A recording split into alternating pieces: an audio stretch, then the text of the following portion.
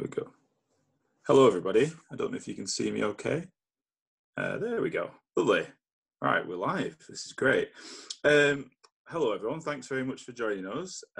Just wanted to say a real big thanks to everyone who's joined in so far. It's going surprisingly smooth, smoother than we thought it would do. But we're really happy to have with us today Nikita Gill, who's curator at Manchester Art Gallery, and Jade with us as well, who is an artist on their latest exhibition that they launched, was it 2 weeks ago? Yeah. Exhibition. And today we're going to have a discussion about that exhibition, about what's going to happen in the exhibition, discussions around it, and kind of what is hopefully going to be produced at the end of the exhibition. So I'll just do a very quick intro, that's that. And Nikita's just going to take over from now. And anybody with any questions, just drop them in the comment section. And if we have some time at the end, I'll try and navigate them and get them to the artists and curators for you all. So yeah, enjoy. Thanks, Robert. You're welcome. Hi, I'm Nikita. Thank you very much for coming to our discussion, or chat really, about our next steps. And I just wanted to quickly introduce Jade and also our project before we get going. So we are both part of a 3-year initiative called Future Collect, of which Jade is the first artist commissioned to make a work of art for the collection of Manchester Art Gallery or inspired by it. And I'm the first curator who is training alongside Jade during this project, which is funded by Arts Council, Art Fund, and the Esme Fairbairn Foundation. So to just give you a brief intro to Jade, Jade is an artist who works on paper and with performance, exploring issues surrounding the body, language, and race, amongst other things. And over the next 6 months, she's going to be creating a new major work, 12 works on paper, and also a performance that will be exhibited at Manchester Art Gallery in spring 2021. As part of the process, we've created this active research space that showcases her works on paper alongside works of art from the collection. And it's part gallery, part studio at the moment, as you can see on the video there. The exhibition at the moment is called Constellations, Care and Resistance. And it's exploring the kind of multiple stories and memories that come out of collections past and present and future. Our constellation seeks to expand on conversations that Jade picks up in her practice around care, and her work has been placed in conversation with that the work of Claudette Johnson, Mark Titchener, and Ian Hamilton Finley. Yeah, I think what we hope to start to unpack with this project is how we look at structures of care in institutions and thinking about urgent conversations around works of art and people and how we look after them, basically.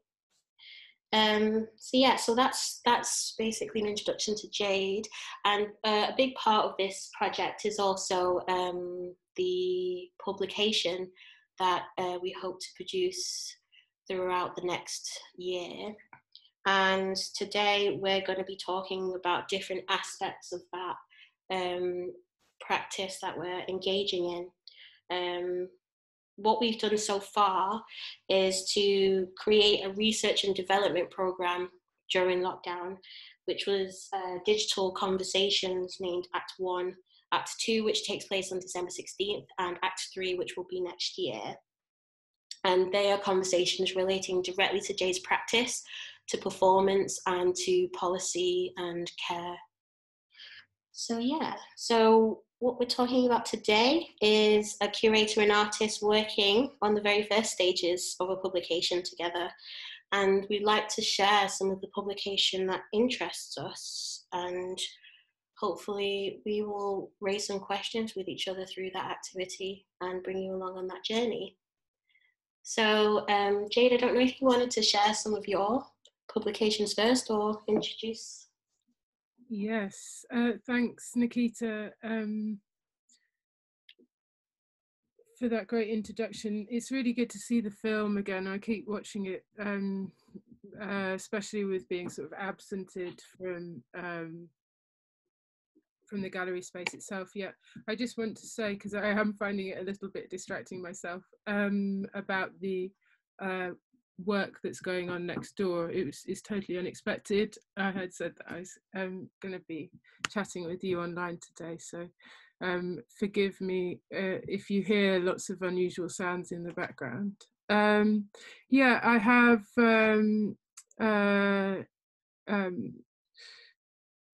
a series of publications around me. I love to be surrounded by books. I think that a lot of the work that I make comes from a place of experience, I suppose, whether it's the experience of having read a particular author, watched a particular film, or heard a specific conversation that I've jotted down. And it comes from my previous experience when sort of growing up as well. I make parallels between now and then, I suppose, and books were really important during my formative years. Where I lived, there was no neighbours at all, so there was the three of us in isolation, without terrestrial television, so books were really important, and I sort of like you can see around me, I made a library, and I suppose I'm continuing to build that library, and I'm really fortunate that I've been able to contribute to some publications that have been collected essays or the like, and sorry, I'm just finding it a bit distracting because I can't see your setup, Nikita. Can you hear me? Oh, you're there, you're still there. Yeah, I can hear you. Sorry, because otherwise I'm just looking at myself and then I get distracted by My apologies. not really knowing who I'm looking at. Anyway, thanks. It's such a lovely setup. So yeah, I have got, I wanted to mention that also about, amongst publications that interest me are also, I meant to get this down, are also sort of making my own paper and making my own books. So I learnt to bind at when I was doing a foundation course, I think, yeah, at Norwich. They did paper making. The drawing school there did paper making and bookbinding classes, and then I've done my own workshops and passed on that skill, which is fantastic. I love it. And then made little pamphlet publications. I was going to show some paper and the collage books, but maybe we could come back to that. But specifically, publications that interest me, I brought along two that I've contributed to this year. One is the Industria publication that brought together Industria's writing and two other writers, artists, Carol Wright and Cecilia Wee, and then included this lovely bookmark. And I might add that I've got an extensive bookmark collection that I'd love to show you at some point, Nikita. Please. I'm ready and waiting for that, don't you worry. Okay, well, maybe I can over there when you're talking. And also, this is a new publication by that was made by Yellowfields, along with two others. I think they're both, this is the first one, but they both might actually be from this year. Really very beautifully, I don't know how, I'll now put my view on so that I can see how they're looking. Show self view, there we go. Yeah, just really sensitive publications, I think, or they feel really good, and they read so interestingly. This is quite a lot, although there's sort of almost like posters inside and drawings. It reminds me a bit of the publication that you gave me from Manchester, actually, the Tanya Bruguera, that was more like, again, like my interest in sort of indexing and like index folder. Yeah, I might get down the two ledgers I've bought recently as well, sort of antique ledgers that I plan to write or score performance in at some point. Other publications that I've had the good fortune to either be sent, like this by Ima Abase Okon, which is just, yeah, a really beautiful way of presenting on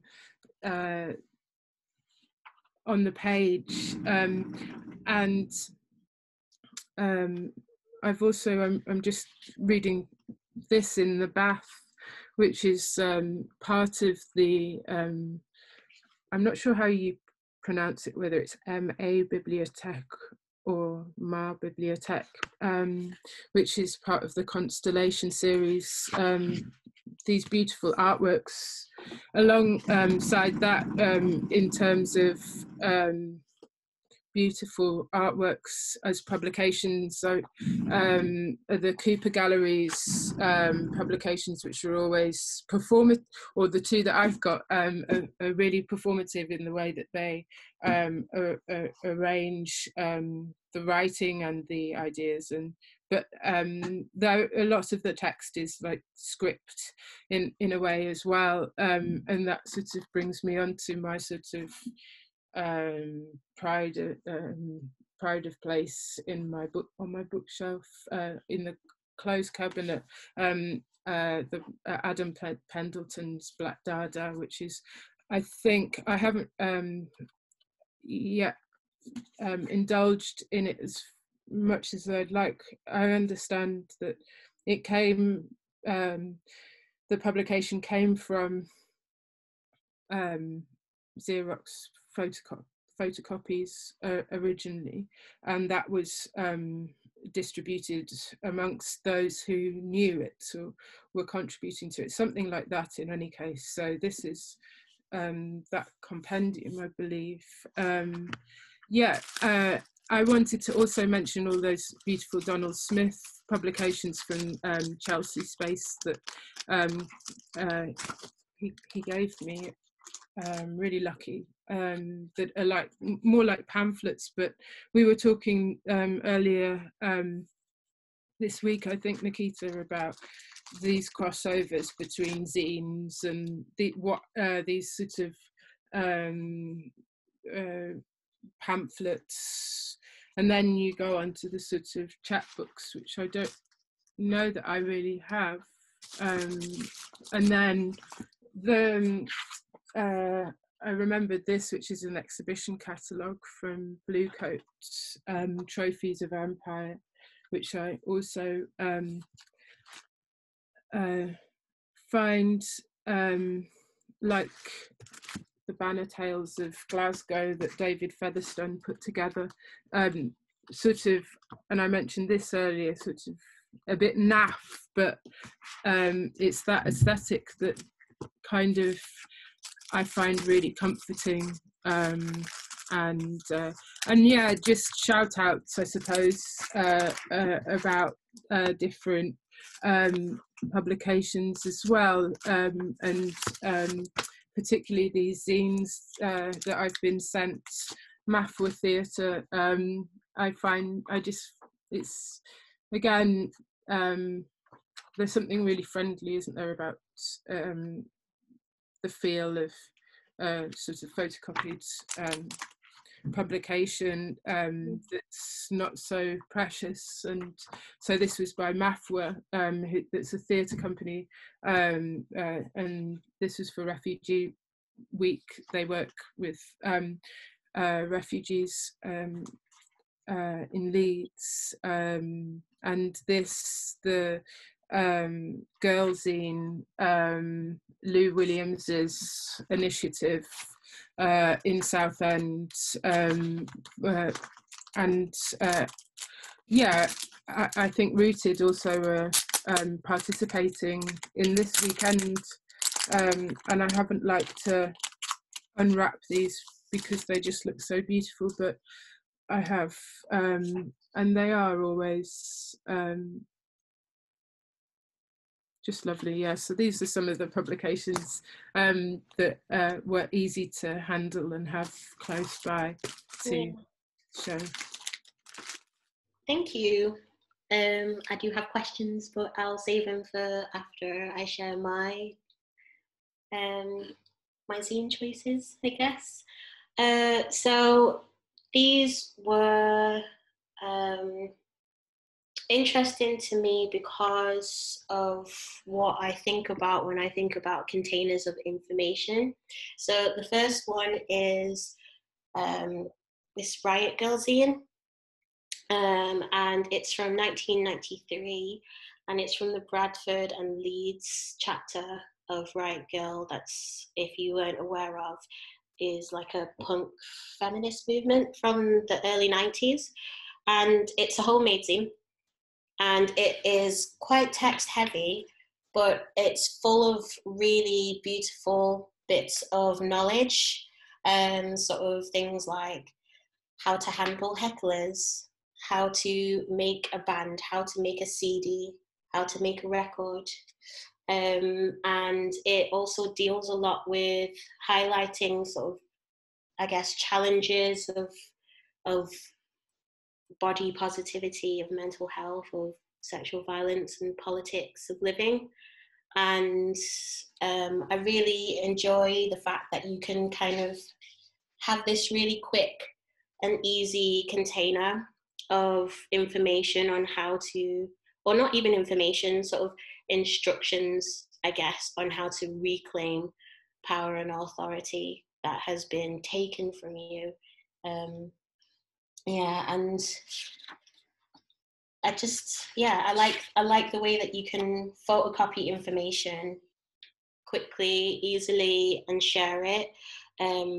Because to me, sometimes making publications can be hampered by worries of how much it's going to cost to produce it. Yeah, but this is like a really beautiful example.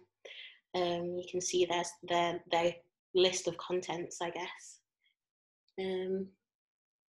which I really like. And in terms of containers, again, the second photo book I'm going to share with you is by Mark Leckie, with photos by Ewan Spencer and Gabe Eleganza, and it's hardcore soul. And I really love the fact that it's like, it's got this kind of like homeworky type folder look to it. You know, the sort of plastic ones that you use to button clothes.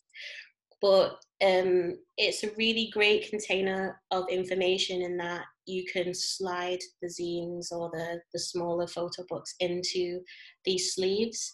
On the left side of the folder is the photo book itself, which is, it contains like photographs of like a kind of mashup between Northern soul and rave culture, which is really interesting and beautiful. The photographs are amazing.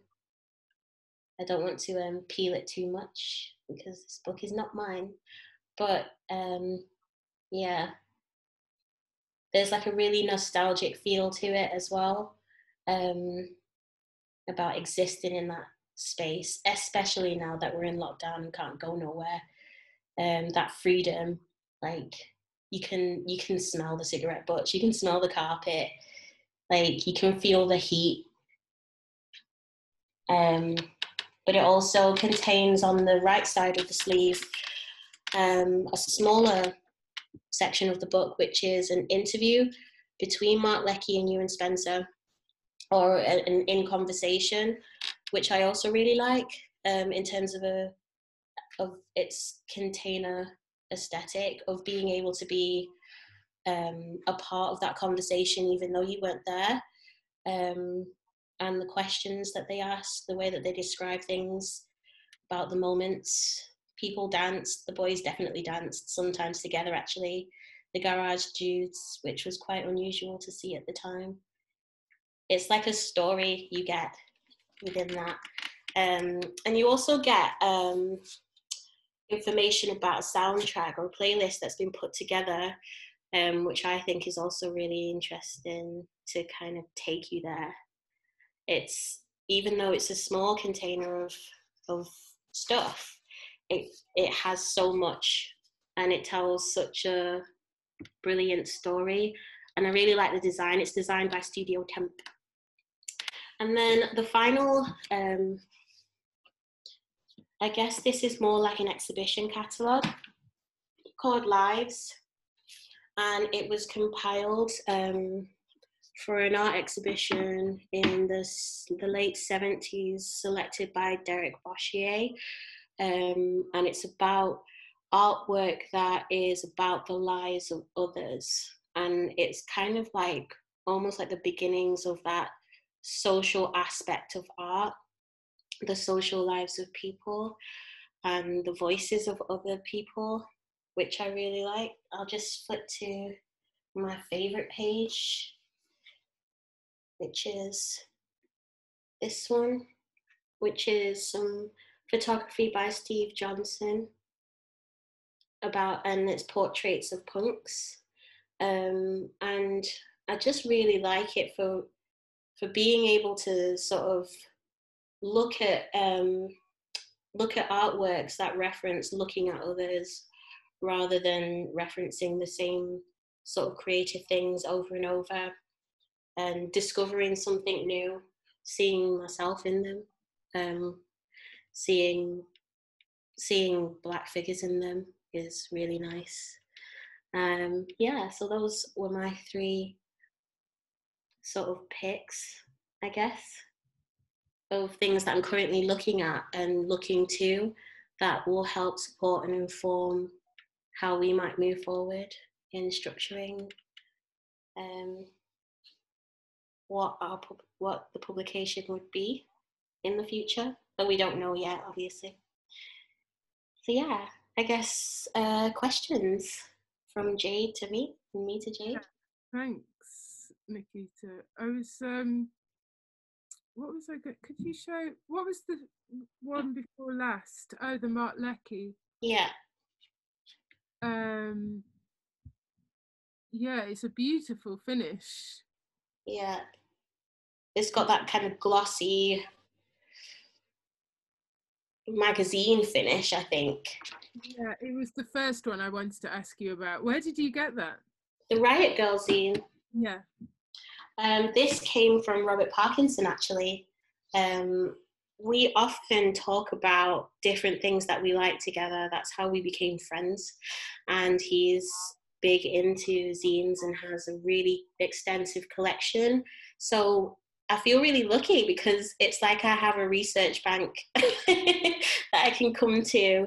But I also find that that's really nice about people who work with photo books or collect zines or, you know, like bound books, is that there's this like amazing resource of people who have collected things over time. Like when I first kind of started to want to curate or get into like any kind of creative thing, it was like, where do you even go for that information outside of institutions? Because institutions are so big and they take up so much space that you actually feel like they are the ones that hold the power. But they're not the only places that hold the power. People like Robert hold the power. People like HYPERTEXT, this Bound Book Fair, holds the power. Learning something new is something that I really love to do from other places. And so, yeah, thanks, Rob, for showing me this one. Yeah, it's so good. I wonder where he got it. I wonder where he picks up a lot of his scenes. Shall I jump in? Yeah, please. Yeah, I didn't want to, but because you're having a really nice, interesting conversation there, I'm just like the moderator, I guess. But we do chat a lot, me and Nikita, all the time about projects, and that was the first scene that I got when I was a kid. My good friend Alice bought it me when I was 13, but she's from around that area, and she's like really interested in the Riot Girl scene at the time, and she was like, Robert, you need to read this. So I did. And so yeah, she got it me as a gift when I was a teenager. So it was the kind of thing that I was reading when I was younger, and yeah, and the best bit about that, so like when me and Nikita were chatting, was just like we all very similar conversations, and what you were saying about them kind of like being vessels for information was really interesting as an idea, as a context, as a publication, and how they kind of like the legacy of books is really interesting. I think these really like precious moments of conversations that you two are having in the midst of all your kind of collaboration seems really exciting, and actually, you know, a missed opportunity if you don't document it and don't record it and don't show future generations these conversations that you'll be having in the gallery and exhibition space and everything. I guess I feel like strange my head being here now, but I've got a question for you. I guess for both of you, a little bit about kind of what just very initial stages of what are your plans for inside the gallery space itself? Because I know you're thinking about kind of like an educational or discussion space when we can do. Have you got any like initial plans or stages that you've kind of is going to happen in there? And that's directed to any of you. Sure. Yeah, so my commission, the proposal that I applied with, has carried us through. Thankfully, it was yeah, so there's the 3 acts, which is a discussion, and the discussions are all going to be online, and so there's no restriction really to the scope of those, and those 3 acts are mirrored by 3 outcomes, if you want to call it that. My mum would go wild. Heard me say outcomes, but yeah, those other 3, the material output, the 12 watercolors, a performance, and then the publication. And the performance will be hopefully shown at a symposium that we're also working on alongside it, which again we haven't discussed in any, you know, massive detail, we have discussed in detail, but we haven't laid down the plans in detail. And the performance will be shown for the first time at that, which will come before the publication. So the publication hopefully can record what will go into, hopefully, fingers crossed, will go into Manchester Art Gallery collection. So it means that drawings can be circulated, whereas when they're in the collection, they can only be circulated for so long because of the nature of how they're archived in a gallery, in a public gallery. So in Leeds, for instance, people have travelled over from Scarborough and they've been like, there were no drawings by you in Leeds. And then I'm like, oh, actually, I've realised now they have to go into storage for so long. So the aim of the publication can be to translate what the performance is, and the performance is something that can be also performed outside of the art context. It could be performed by reading it. So that's the aim again for the publication, and also a series of essays, we hope. So it will return us back to the focus of the sorry, I sometimes catch myself doing gestures that I know I'm picking up from intense news watching. That one was so Boris Johnson. I'm carried away with myself. I'm so sorry. I did find myself doing it. It's hearing your own voice for so long. I'm sorry. I'll let you speak, Nikita. I don't know how I can even follow that. I think maybe I should do a hand gesture. Yeah, thank you. That was really great. I think as well, from me being a curator at the gallery, from an educational point of view, my hope or my intentional actions are to think about the nature of collections and what they're doing. Why are they in Manchester Art Gallery? If they're artworks for the people, who are the people that they're for? And can you see yourself in them? And something I didn't mention, I don't think, at the beginning was that during the sort of initial stages of this Arts Council funding, it was kind of, it came out of an audit of Black artists in institutions and the lack thereof. And the Future Collect project is directly linked to that, in that the commission is to commission Black or Asian British living artists to make, well, definitely living, but to make work to go into the collection. But what's beyond that is my question, is, you know, it's not supposed to be a full stop then, or a box ticked.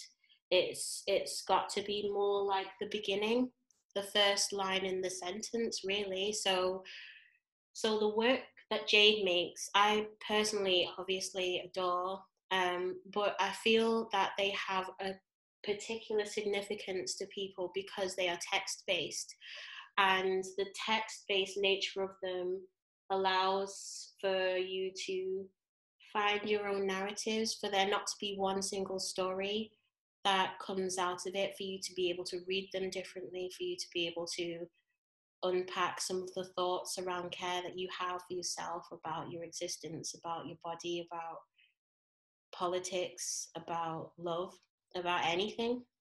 And they are, to me, small acts of resistance. And I would really like to see those works being not only something to consume, but something to soothe, and to be a resource for learning about yourself.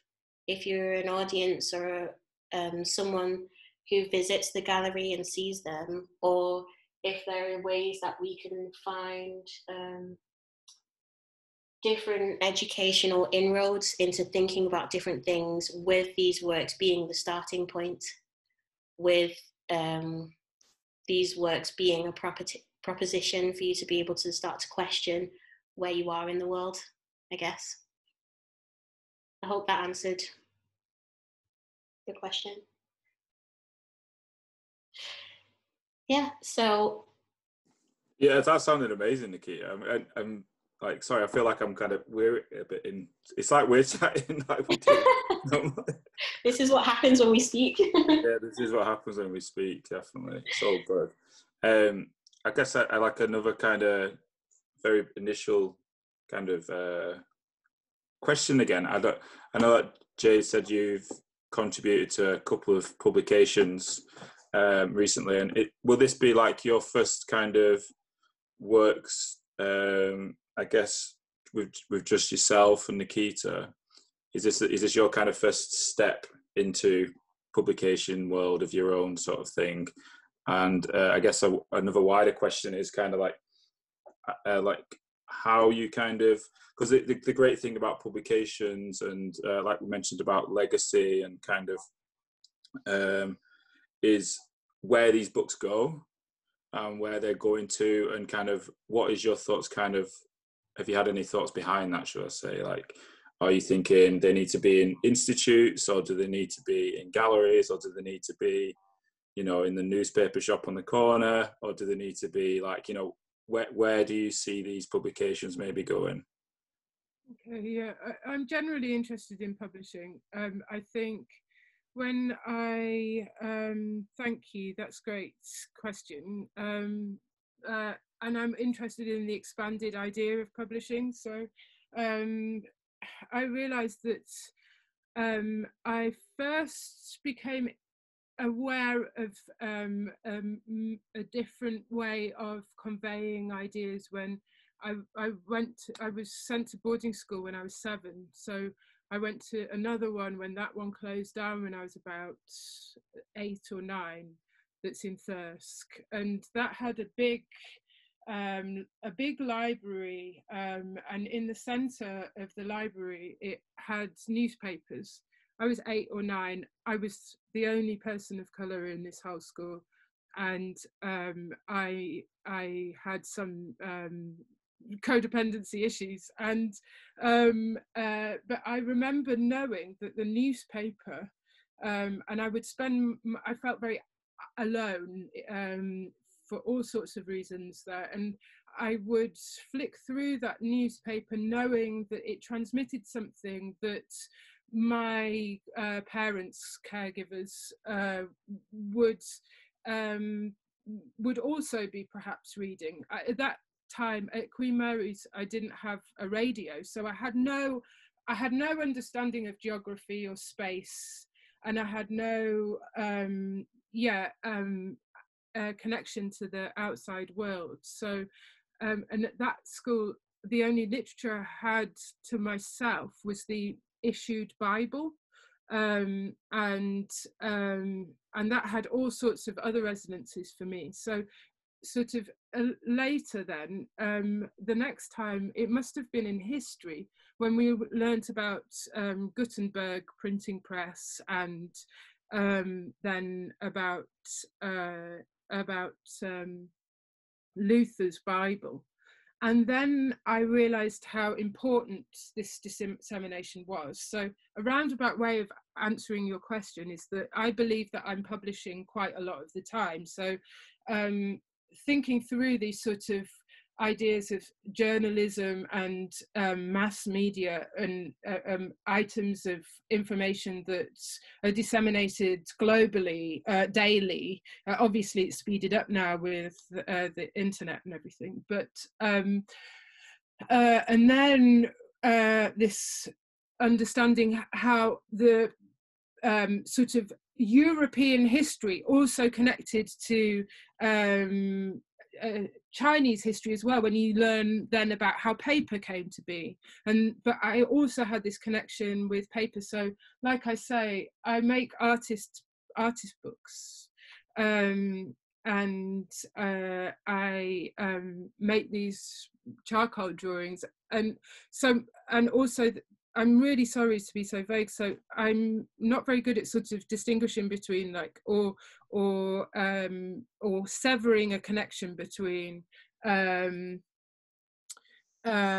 say drawing and speaking and performance, and hence like publishing and drawing and speaking.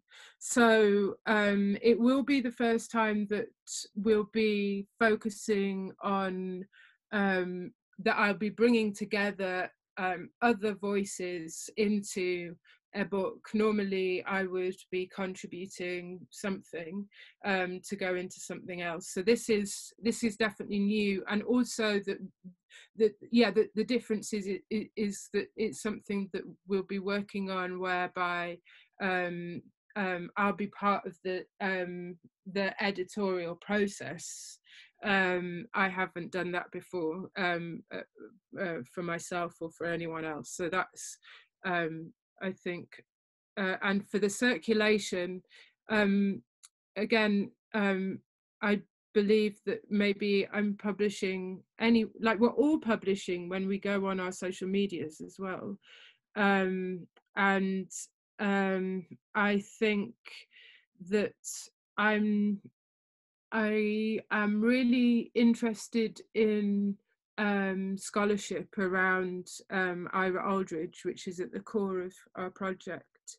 And so it would be good to work with scholars and also to ensure that we can have wide dissemination, that there's no reason that it's not accessible, even if maybe at first the writing isn't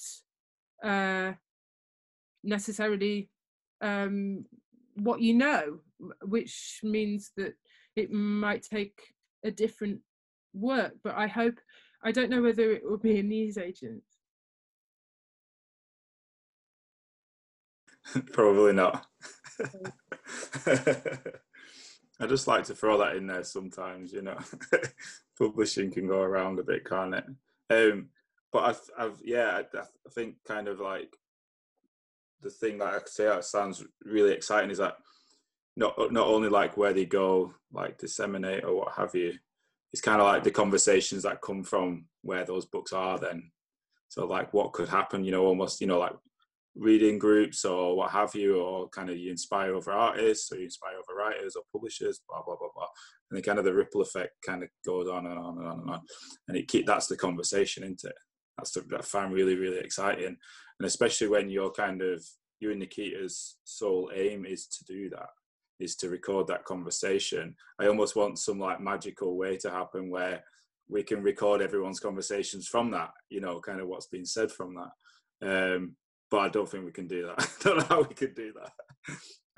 But that would be, yeah, in a dream world, hey.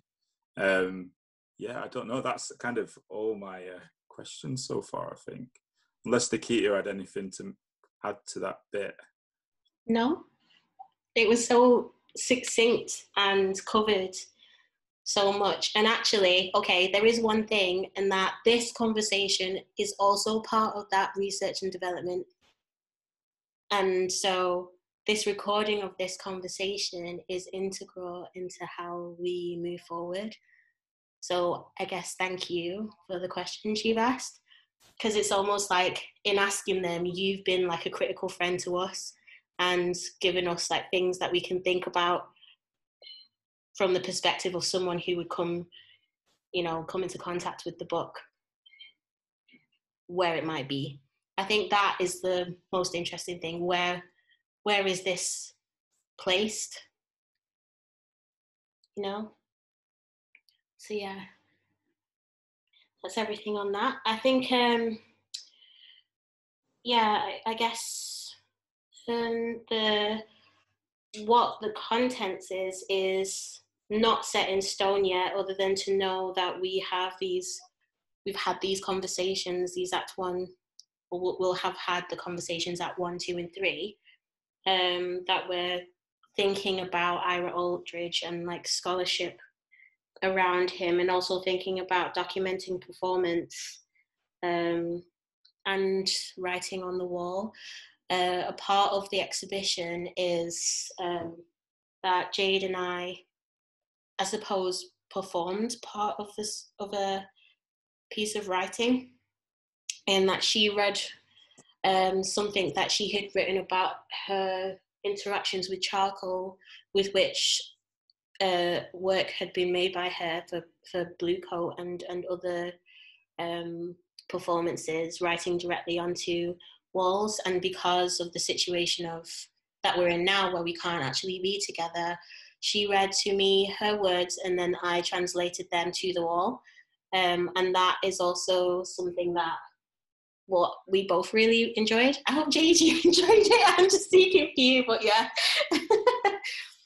It, you know, raised sort of like, I think this whole time it's raised questions of how valuable relationships between curators and artists are. And that should be something that definitely goes into the publication in some way.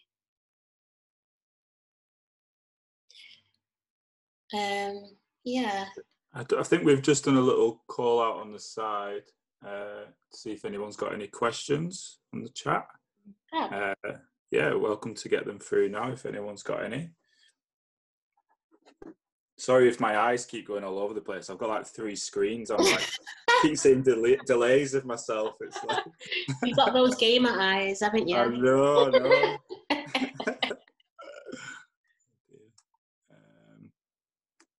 There's nothing come through yet. I wonder if we could just maybe offer to move this to the Discord channel if people want to continue like a bit more informal chats without us directly being here. Unless you wanted to add anything more, Jade or Nikita. No? I'm fine, unless Nikita has some more questions. What's the Disco channel? Discord channel is just basically like a chain of comments. So if people don't want to like announce, call it a disco channel. Disco. We could be dancing. Discord channel. It's my awful accent. Sorry, we've put a link in it. What? It isn't called a disco channel. Oh no, I feel really embarrassed. I'm sorry. No, I say it like disco. Don't worry, it's all right. What's it really called? It's his broad northern tongue. Yeah. What could it be? Discord, C-O-R-D. Oh, Discord. There we go.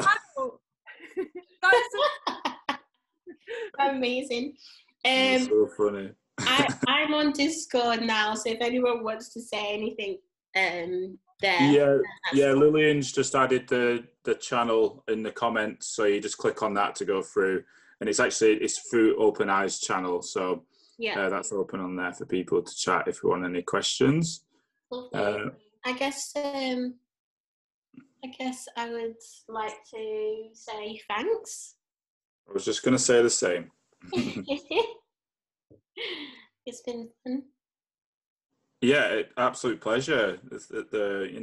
It's always lovely chatting with Nikita and especially Jade. Now I've been watching you over the last few months, that been really active online, so it's just like amazing for us to even be able to host and me unintentionally be slightly part of it. So I'm honoured. So thank you.